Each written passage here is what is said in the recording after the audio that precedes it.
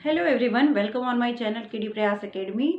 CTET 2024 जो कि जिसमें कि 4 दिन बचे हुए हैं आपके मेनली अगर देखा जाए तो बहुत महीनों से आप लोग 1-2 महीने से तैयारी कर रहे हैं।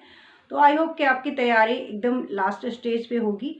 अभी आप लोग पूरी चीज़ें तैयार कर लिए होंगे, लेकिन फिर भी इतना मुझे कंफर्म है कि सभी लोग जो है वो एकदम जल्दीबाजी में इस समय आ जाते हैं कि अभी 80 से या 90 से ऊपर मार्क्स जा ही नहीं रहा है, क्या करें, और घबरा जाते हैं। तो ये समय अपने आप को शांत करने का है कि किस तरीके से पेपर को बैलेंस किया जा सकता है। ठीक है,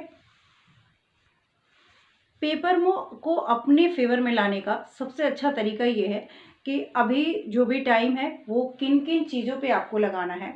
कुछ चीज़ें हैं जिनका यूज़ करके जो हमारे पेपर में कम मार्क्स आ सकते हैं उनको हम दूर कर सकते हैं। जैसे कि पहला चीज़ अगर देखा जाए तो सबसे पहले आपके जो नोट्स हैं, जो भी आपने अब तक नोट्स बनाए हैं, उन नोट्स को हमेशा रिवाइज करते रहिए, क्योंकि आपने ही कुछ सिलेबस को देख के ही नोट्स बनाया होगा। उन नोट्स को आप ज़रूर रिवाइज करिए, लास्ट टाइम तक रिवाइज करते रहिए, 1 घंटा ज़रूर दीजिए।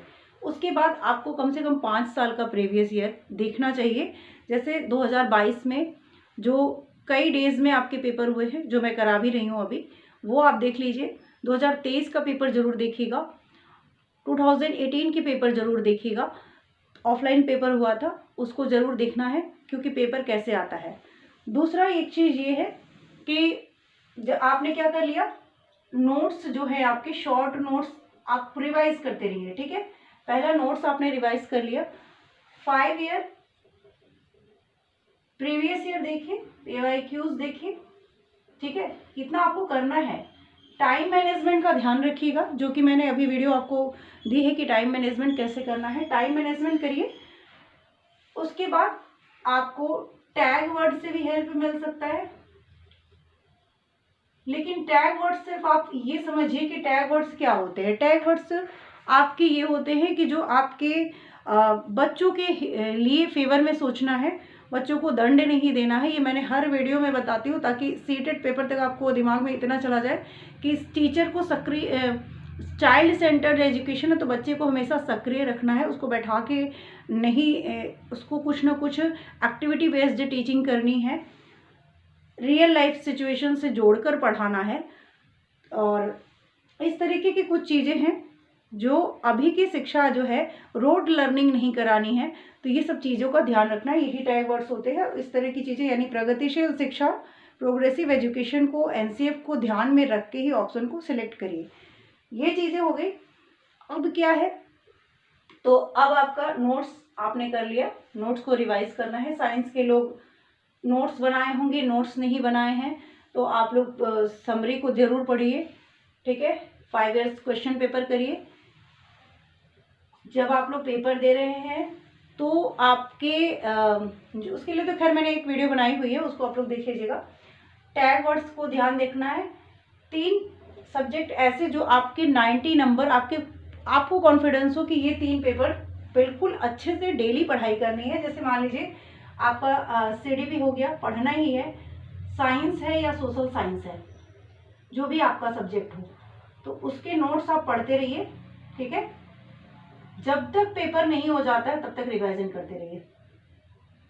और जैसे ही आप मान लीजिए प्रीवियस ईयर में अगर कोई क्वेश्चंस आपके फंसते हैं तो उस क्वेश्चन को, जैसे मैं मान लीजिए 2018 का पेपर कर रही हूँ और वहाँ पे क्वेश्चन नंबर 9 मुझे नहीं आ रहा है, तो उस क्वेश्चन नंबर 9 को क्या करूँगी, आप नोट करिए, नोट डाउन करिए, और नोट डाउन करने के बाद उसके कॉन्सेप्ट को समझिए, चाहे आप कहीं से भी समझिए, किसी भी उस क्वेश्चन को सॉल्व करिए, उसके कॉन्सेप्ट को पूरी तरीके से क्लियर करिए कि क्योंकि अगर ये क्वेश्चन रिपीट होता है कभी, या इस कॉन्सेप्ट पे क्वेश्चन आपके रिपीट होते हैं, तो वो आपके गलत ना होने पाए।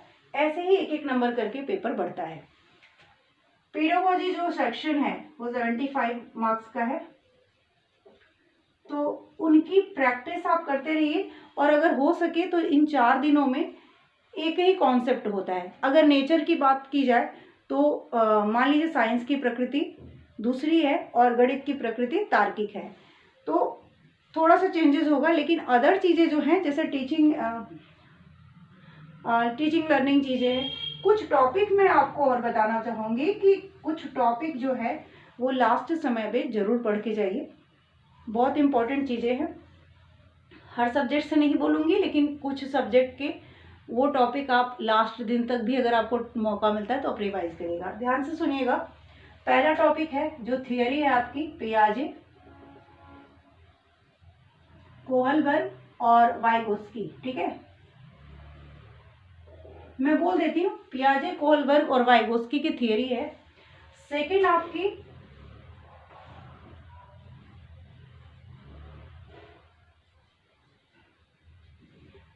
आपकी आ जाती है जो आपके डिसेबिलिटीज है। ये चैप्टर, इससे क्वेश्चन जरूर पूछा जाता है। प्रगतिशील शिक्षा, प्रोग्रेसिव एजुकेशन, प्रगतिशील शिक्षा, ये टॉपिक है। कन्वर्जेंट और डाइवर्जेंट थिंकिंग जो है वो डाइवर्जेंट एंड कन्वर्जेंट,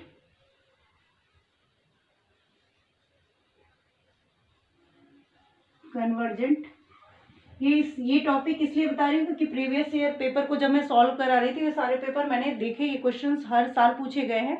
तो डाइवर्जेंट थिंकिंग हो गई, प्रगतिशील डिसेबिलिटीज, वाइगोस्की, पियाजे, ये तो आपके है ही।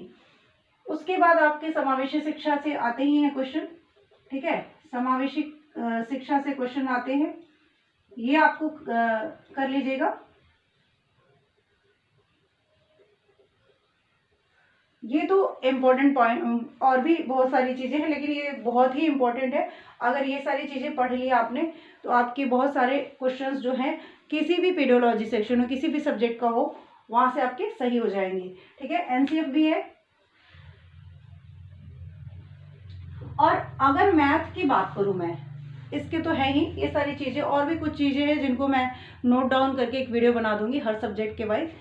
ये हर पेपर में पूछा गया है। ये मैं जब प्रीवियस ईयर पेपर सॉल्व करा रही हूँ तो मान लीजिए 1 2 3 4 5 6 10 क्वेश्चन करीब अगर इनको पढ़ लिया तो 10 क्वेश्चन तो लिख के लीजिए, कन्फर्म है इस टॉपिक से। तो ये बिल्कुल नहीं छोड़ने का है।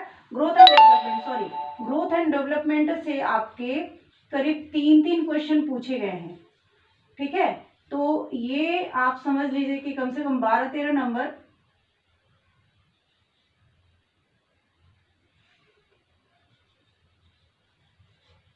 तो इससे भी आपके कम से कम 3 क्वेश्चन या 2 क्वेश्चन, 2 या 3 क्वेश्चन इससे भी पूछे जा रहे हैं। तो ये हो गया। मैथ्स में आपको नंबर सिस्टम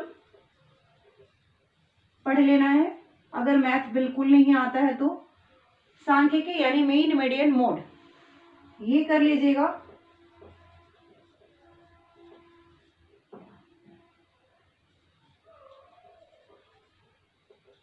ये सिर्फ उनके लिए मैथ है जिनको बिल्कुल भी नहीं आता है, जो मैथ में बिल्कुल भी नहीं कर पाते, उनके लिए है। मीन मीडियन मोड है सांख्यिकी यानी मीन मीडियन ये मोड, ये हो गया।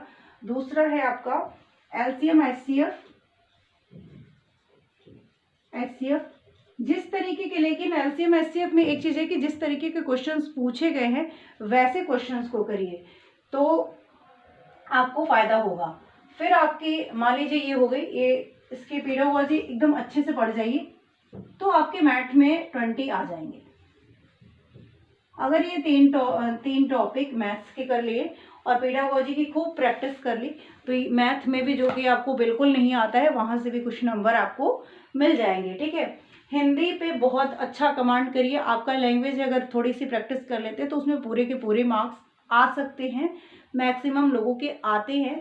सीडीपी और हिंदी बहुत अच्छा सब्जेक्ट है, स्कोरिंग सब्जेक्ट है, जहाँ पे आपकी प्रैक्टिस आपको और कुछ टॉपिक पढ़ के